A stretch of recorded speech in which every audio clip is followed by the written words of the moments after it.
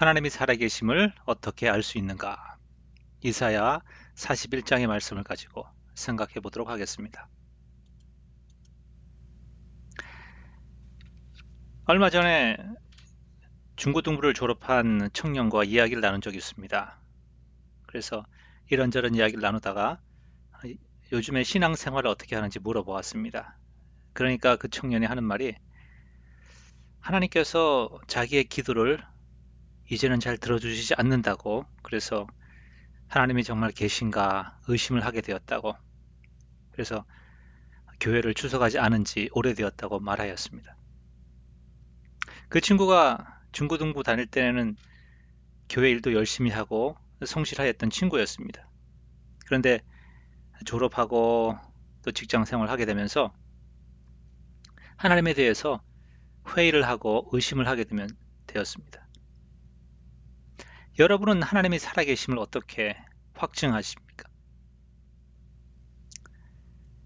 만약에 하나님이 여러분의 기도를 응답하시는 것으로 인해서 하나님이 살아계신다고 믿는다고 한다면 나중에 방금 말씀드린 이 청년처럼 하나님께서 언제부터인가 여러분이 기도하는 대로 응답하시지 않을 때 혹은 그 응답이 지연될 때에 어떻게 하시겠습니까?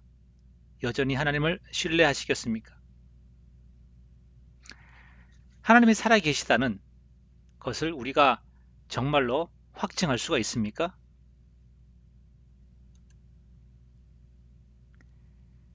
하나님이 살아계신가? 하나님은 실제 하시는가? 라는 질문에 대한 하나님의 대답이 과연 성경에 있습니까?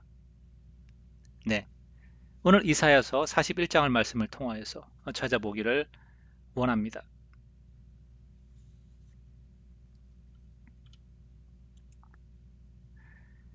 우리가 살고 있는 세상은 매일매일 예상치 못한 사건과 사고들이 발생을 합니다. 코로나를 봐도 누가 감히 상상을 하였겠습니까?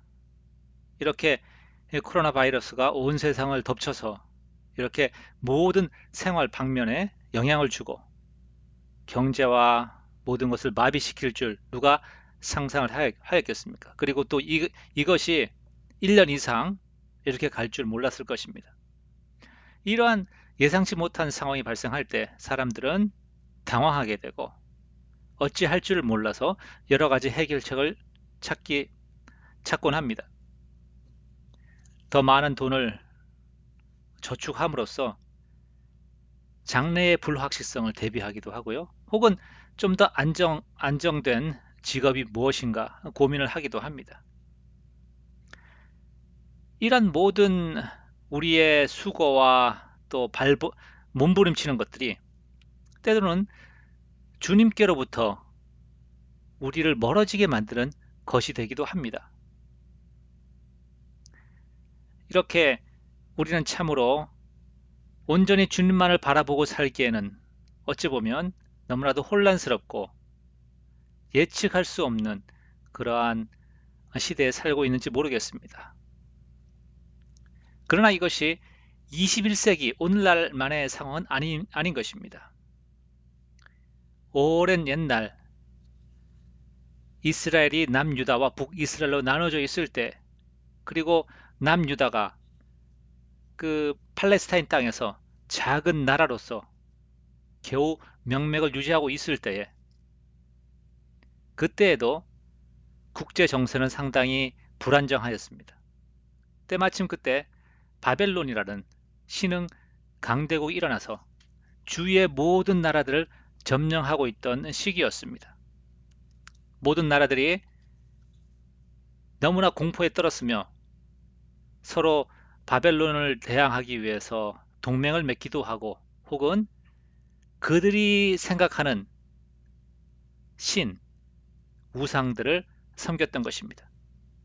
오늘 이사야 41장에 보면 그러한 상황 가운데서 하나님께서는 그러한 나라들을 부르셔서 우상을 섬기며 바벨론의 위협으로부터 구원을 얻고자 하는 그런 나라들을 부르셔서 누가 참 하나님이신지 누가 참 신인지 하나님께서 논쟁을 하시는 장면이 이사야 41장에 있습니다.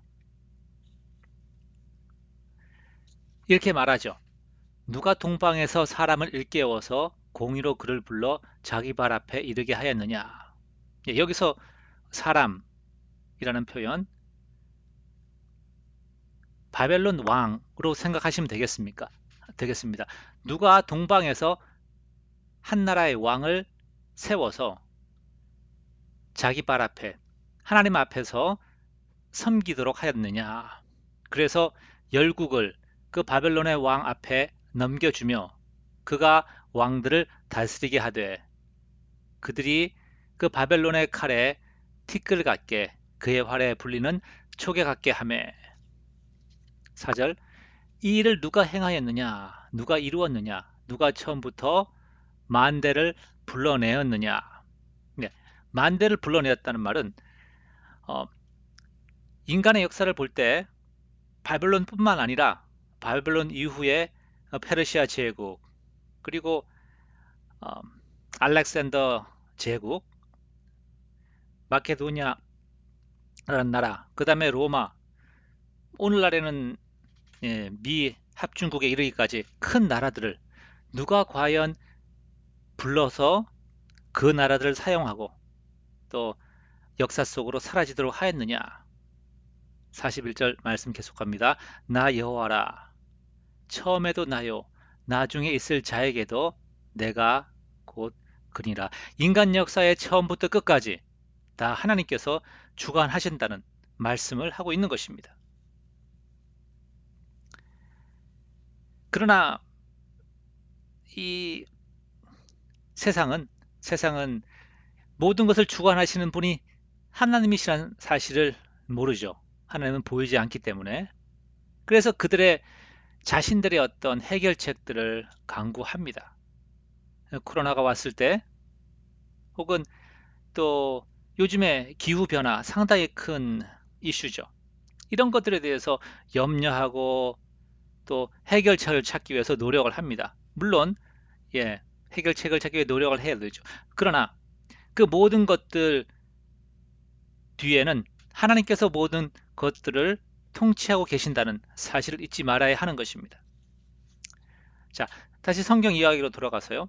그 고대 시대에 바벨론이라는 신흥 제국이 일어나서 모든 나라들을 정복해 나갈 때에 그 나라들은 어떻게 반응하죠? 두려워하면서 각기 이웃을 도우며 그 형제에게 이르기를 너는 힘을 내라 하고, 이 말은 각 서로 작은 나라들이 바벨론을 대항하여서 자, 우리 기운 내 가지고 작전을 잘 세워서 바벨론을 대적합시다 라고 말을 하고, 7절에 목공은 금장색을 격려하며, 격려하죠. 망치로 고르는 자는 매질꾼을 격려하며 이르되 그래, 너 일 잘하고 있어. 땜들이 잘 된다 하니 그가 못을 단단히 박아 우상을 흔들리지 아니하게 하는도다. 자, 이들이 왜 서로, 작은 나라들이 왜 서로 도우죠? 6절에 있는 것처럼. 왜냐하면 그들은 바벨론에 대항하기에는 너무나 약하다는 사실을 잘 알기 때문에 서로 협력을 하죠. 그전에 싸웠지만 지금은 협력을 합니다. 자, 그들이 왜 7절에 보니까 격려합니까? 서로 격려할까요? 그것은 그들이 자기네들이 세우는 이 우상이 결국 자기를 구원할 수 없다는 사실을 잘 알죠. 그래서 격려하는 것입니다. 그 문제 앞에 우리가 설 때에 우리는 서로 격려를 합니다. 우리가 그래, 모든 게 잘 될 거야. 아니면 너 자신을 믿어. 너는 할 수 있어. 이런 말들을 주고받을 때에 사실 우리는 정말 그렇게 생각을 안 하기 때문에 생각하기 위해서 머리를 마음을 쇠뇌하기 위해서 그런 얘기를 하는 경우가 많습니다. 그래서 우리가 어떤 상황들에 대해서 더 두려워할수록 우리는 자신들을 서로서로 더 격려하기를 원하고 혹은 또 세뇌하죠. 그러면서 하나님이 아닌 것들을 의지하는 우상 숭배에 빠지게 되는 것입니다. 자, 이러한 것들을 바라볼 때 어려움이 닥쳐올 때 세상은 우상을 찾습니다. 하나님을 구하지 아니하고 참 답이 되시는 하나님을 구하지 아니하고 다른 것들을 찾아 헤맵니다. 자, 그들을 어떻게 하면 하나님을 믿도록 할 수 있겠습니까? 그런 상황 가운데서 어떻게 하면 우리가 하나님의 살아계심을 확증할 수 있겠습니까? 주님을 신뢰함으로, 하나님을 신뢰함으로 두려워하지 마시기 바랍니다. 하나님의 계획이 있습니다. 그러나 나의 종 너 이스라엘아, 세상은 우상을 의지하고 서로 인간을 격려하고 인간을 의지하지만 그러나 나의 종 너 이스라엘아, 내가 택한 야곱아, 나의 벗 아브라함의 자손아, 두려워하지 말라. 내가 너와 함께함이라. 놀라지 말라. 나는 내 하나님이 됨이라. 내가 너를 굳세게 하리라. 참으로 너를 도와주리라. 참으로 나의 의로운 오른손으로 너를 붙들리라. 내가 비록 버러지 같고 힘이 없고 연약하지만 너 야곱아, 너 이스라엘 사람들아, 두려워하지 말라. 나 여호와가 말하노니 내가 너를 도울 것이라. 세상의 그 어떤 것이 아니라 내가 너를 도울 것이고 너를 구원할 자, 너를 지킬 자, 내 구속자는 이스라엘의 거룩한 이인이라. 여기 보면 두려워하지 말라. 오늘 여기서 다루지 않은 본문의 말씀 보면 두려워하지 말라는 말씀이 아주 많이 반복됩니다. 자, 그 당시에 바벨론의 군대가 점점 가까이 다가오고 있습니다. 그리고 바벨론의 군대 앞에서 모든 나라들은 마치 도미노처럼 다 넘어집니다. 그리고 이 남유다 작은 나라는 그 바벨론에게 정복된 다른 나라들보다도 더 작은 나라였어요. 그런데 어떻게 두려워하지 않을 수 있습니까? 어떻게 우리를 엄습해오는 그러한 문제 속에서 코로나의 문제 혹은 실직하거나 혹은 경제적인 어려움의 문제 혹은 건강의 문제 앞에서 우리가 어떻게 하면 두려워하지 않을 수 있습니까? 바로 하나님께서 우리의 구속자라는 사실. 여기 보면 내 구속자라는 그러한 타이틀, 그러한 명함으로 하나님이 우리에게 다가오십니다. 그 말은 하나님께서는 우리를 지키시고 우리를 굳세게 하시고 우리를 보호하시는 분이라는 사실을 알 수가 있죠.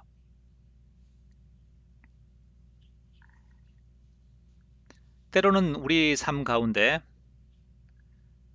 우리를 대적하는 그러한 문제들 혹은 원수들을 통하여서 하나님께서는 하나님의 능력을 세상 가운데 나타내기를 원하십니다. 그러므로 우리가 진정으로 하나님의 영광을 드러내기를 원한다면, 그래서 세상 사람들로 하여금 하나님의 살아계심을 깨닫게 하기를 원한다면, 우리가 그렇게 쓰임받기를 원한다면 우리는 하나님을 신뢰하고 어떤 것도 두려워하지 않아야 합니다. 만약 우리가 세상에 있는 불신자처럼 두려워한다면 우리도 우상 숭배에 빠질 것입니다. 자, 그러면 하나님의 계획은 무엇입니까? 하나님께서 어떻게 우리에게 구원을 베푸시고 어떻게 승리를 가져오게 하실지 하나님이 말씀하십니다. 예, 그리함으로써 세상이 하나님을 알게 된다는 것이 이제 뒤에 있는 말씀입니다. 첫 번째로 먼저 우리를 통하여서 승리의 경험을, 주님의 승리를 우리가 승리하게 하실 것입니다. 보라, 내가 너로 이가 날카로운 새 타작기로 삼으리니 내가 산들을 쳐서 부스러기를 만들 것이며 산 같은 원수, 그런 대적을 쳐서 부스러기를 만들 것이며 작은 산들을 겨같이 만들 것이라. 그렇게 해서 내가 그들을 까부른즉 바람이 그들을 날리겠고 페리 바람이 그들을 흩어버릴 것이로되 너는 여호와로 말미암아 즐거워하겠고 이스라엘의 거룩한 자로 말미암아 자랑하리라.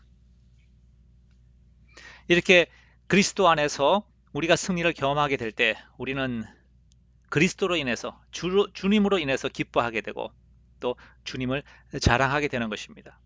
그래서 그것이 바로 전도이고 그것이 바로 복음 전파이죠. 지금 어떠한 원수가 여러분 앞에 있습니까?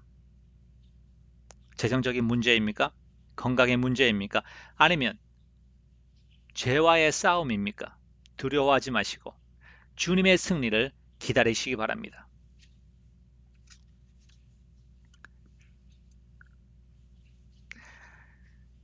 자, 그러면 주님의 승리가 무엇입니까? 그것은 세상이 말하는 승리와는 차원이 다른 것입니다. 그것은 하나님의 공의와 하나님의 긍휼하심의 회복인 것이죠.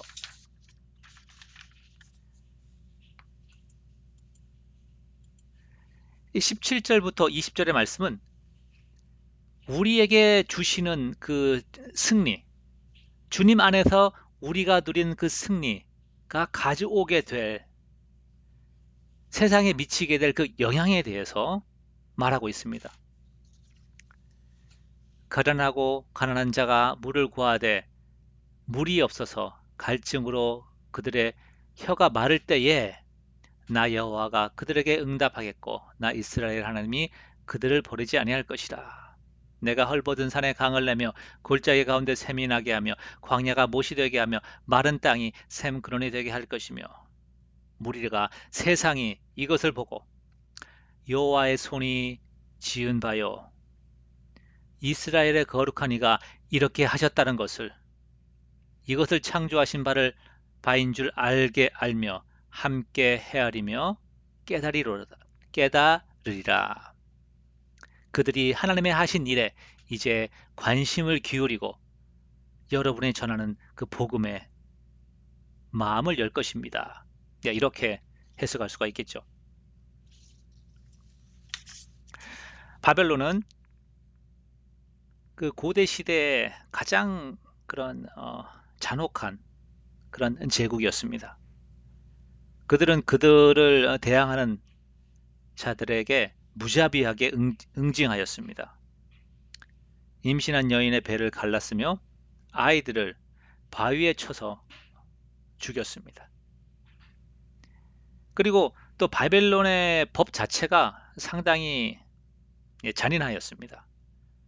도둑질한 자의 손을 잘라버리는 그러한 형벌을 그들이 행하였습니다. 자, 이스라엘 백성이 이런 바벨론의 포로로 잡혀 있습니다. 어떻게 하나님께서 이들을 자유케 하실 것입니까? 바로 하나님께서 페르시아, 성경에서는 바사라고 되어 있죠. 이 페르시아를 일으키셔서 바벨론을 정복하게 하시고 그 페르시아의 바사왕 고레스가 유대인들을 해방하는 그러한 칙령을 내리게 되죠. 그리고 예루살렘에 하나님의 성전을 짓도록 명을 내립니다.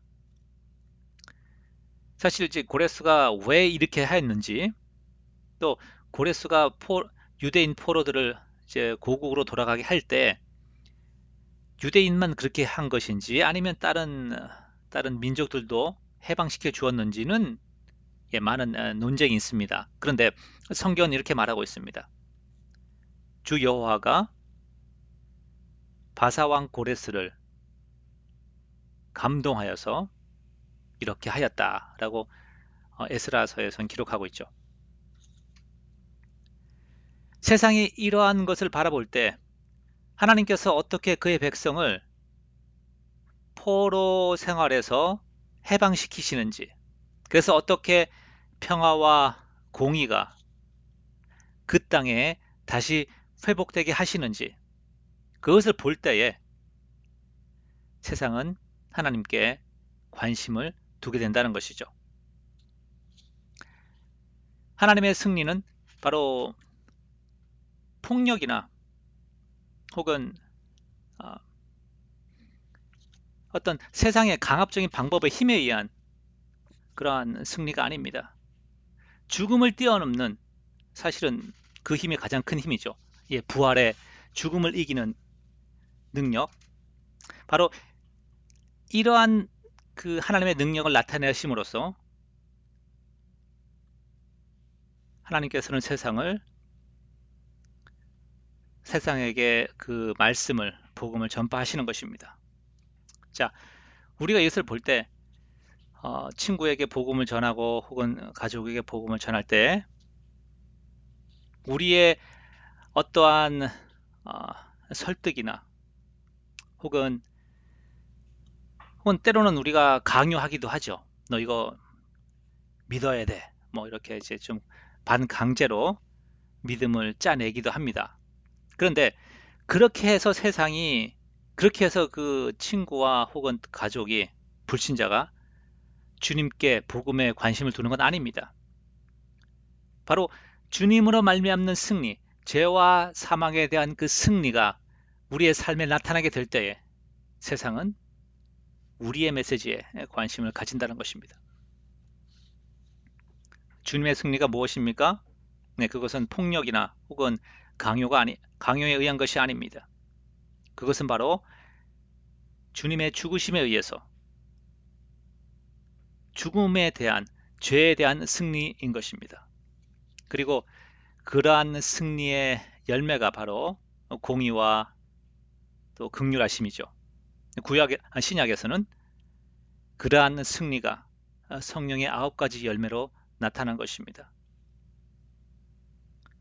삶의 어떠한 어려움에도 불구하고 우리 마음속에 평화와 기쁨이 있다면,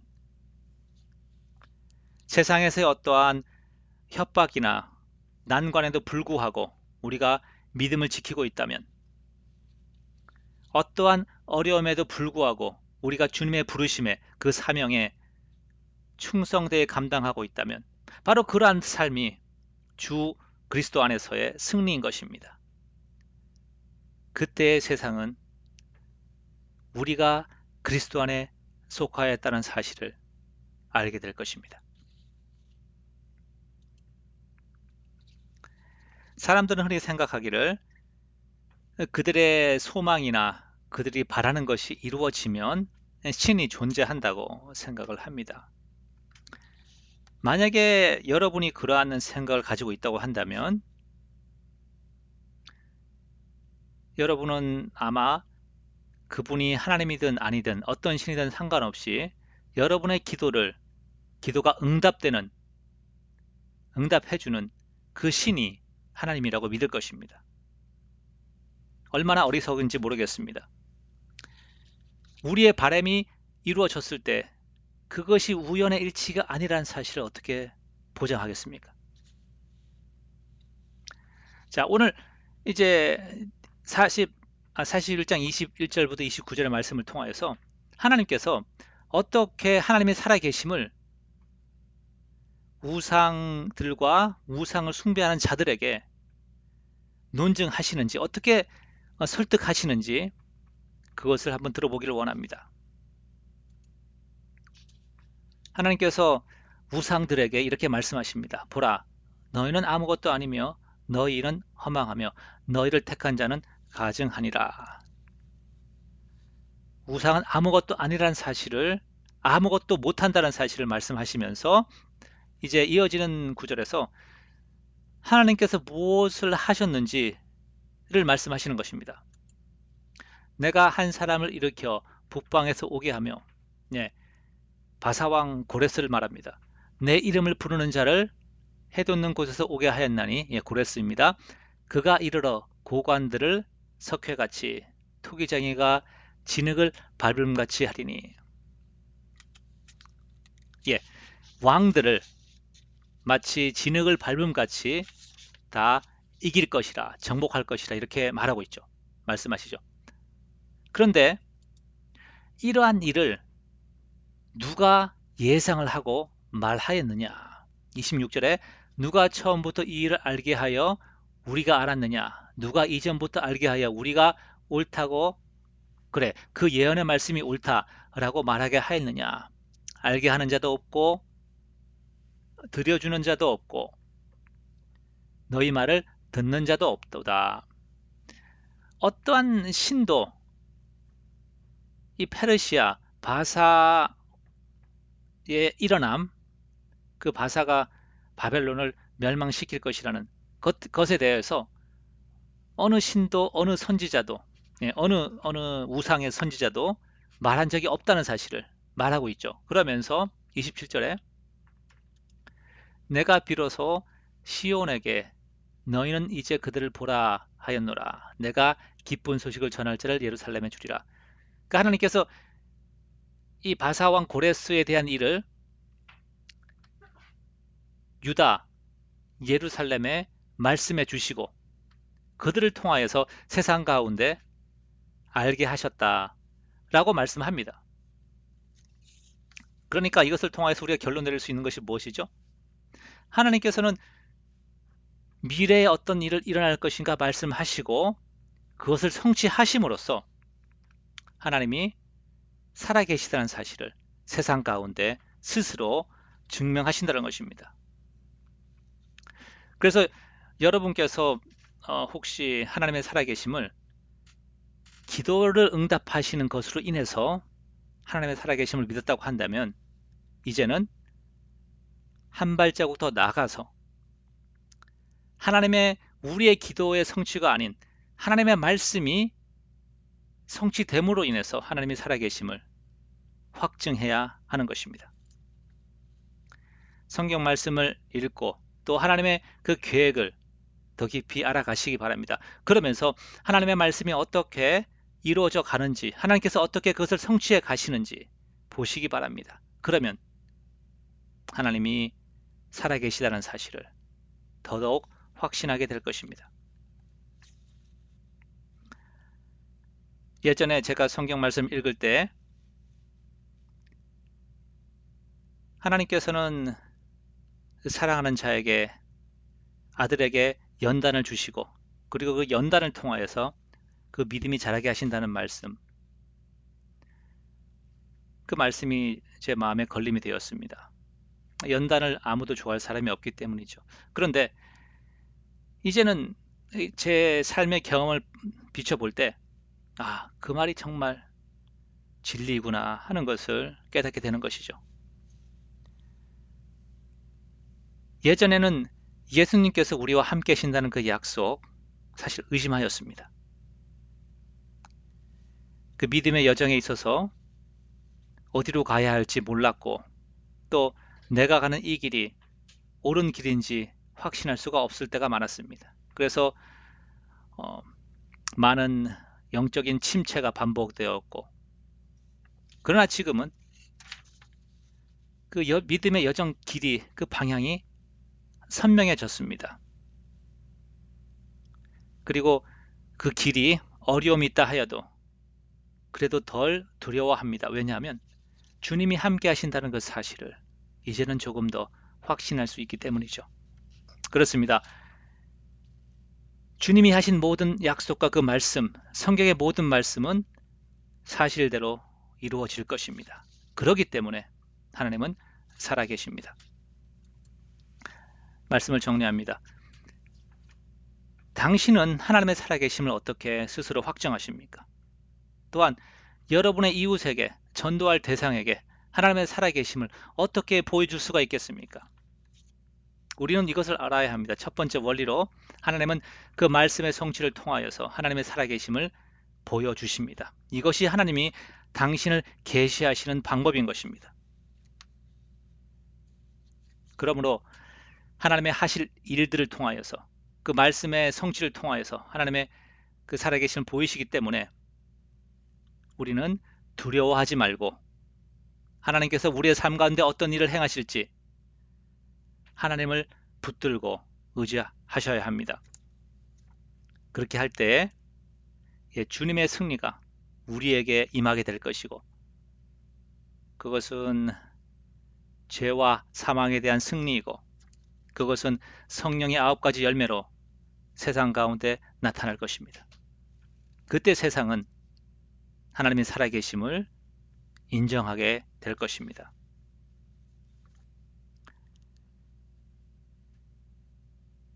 주님의 말씀을 신뢰하심으로 두려워하지 마시기 바랍니다.